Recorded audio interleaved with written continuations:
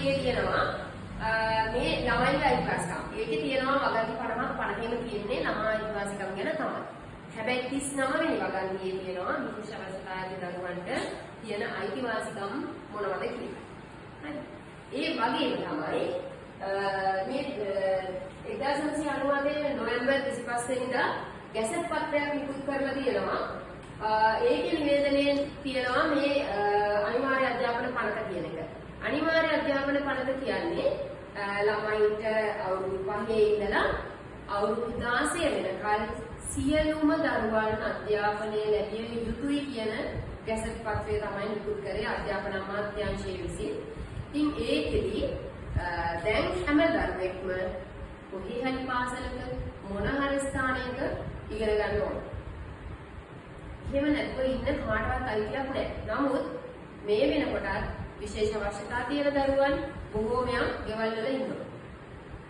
දැන් ෆීල්ඩ් එකට ගියාට පස්සේ ඔයාලා තියෙන්නේ අන්න ඒක තමයි බලලා කොහෙද ළමයි ඉන්නේ, ඒ ළමයි මොන ආයතනගත කරන්න පුළුවන්, ළඟමැති තැනකට ආයතනගත කරන්න ඕනේ, පාසලකට යොමු කරන්න ඕනේ කියන එක අපි හිතනවා. ආයතනගත කරනවා කියන්නේ ආයතනයකට ගිහිල්ලා දාලා කියන එක නෙමෙයි.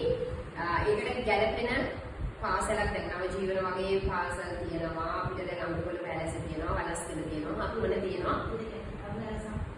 වීරකෙටි අග්නැල්ල තියෙනවා. ඉතින් ওই වගේ පාසල් වලට යොමු කරලා එහෙම නැත්නම් රජයේ දැන් බොහෝ පාසල් වල විශේෂ ඒකක තියෙනවා.